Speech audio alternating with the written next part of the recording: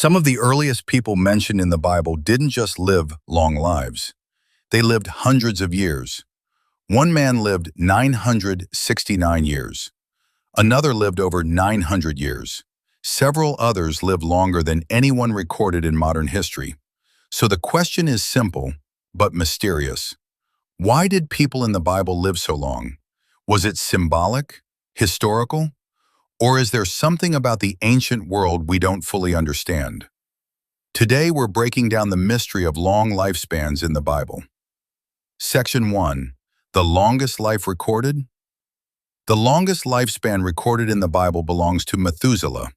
According to the book of Genesis, he lived 969 years. That's nearly 1,000 years, far beyond anything we see today. But Methuselah wasn't the only one. In the early chapters of Genesis, many people lived extremely long lives. For example, Adam lived 930 years. Several early generations lived 700, 800, or even 900 years. So this wasn't just one unusual case. It was a pattern. And that's what makes it so fascinating. Section 2. The world before the flood. These long lifespans appear mostly in the early part of Genesis, before the great flood described in the story of Noah. Some scholars believe the Bible is describing a different era of humanity, a time when the world itself may have been very different. There are a few theories people often discuss. The environment may have been more stable. Human genetics may have been stronger or less degraded. Early generations were closer to the original creation narrative. After the flood, something interesting happens. Lifespans begin to drop dramatically.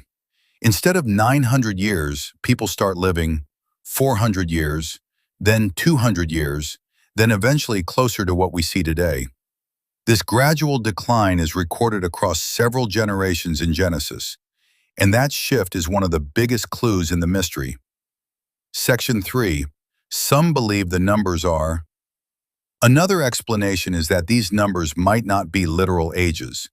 Some historians and theologians think the ages could represent status, honor, generational importance, or symbolic storytelling.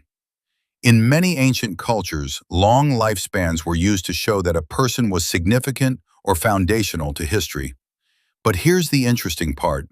The Bible records these ages very consistently, generation after generation, which makes many readers believe the text intended to present them as real lifespans.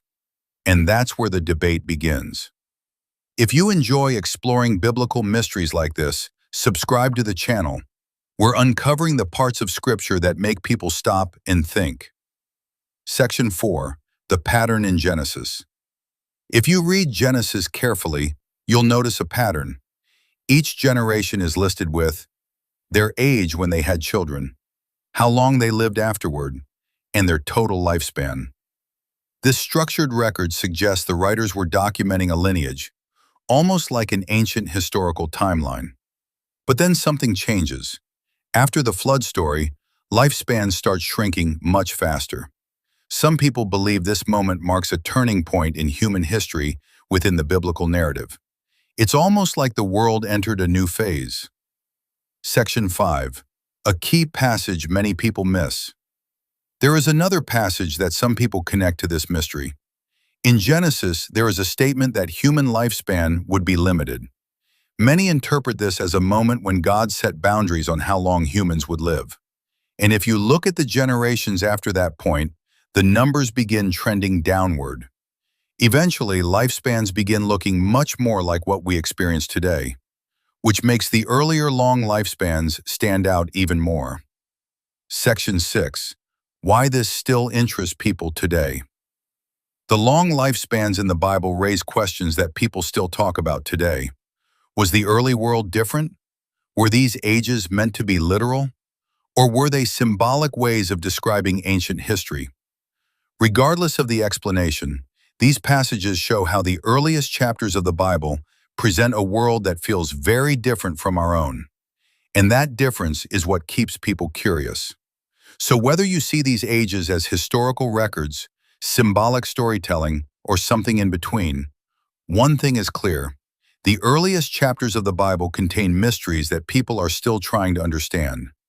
And sometimes the questions they raise are just as important as the answers.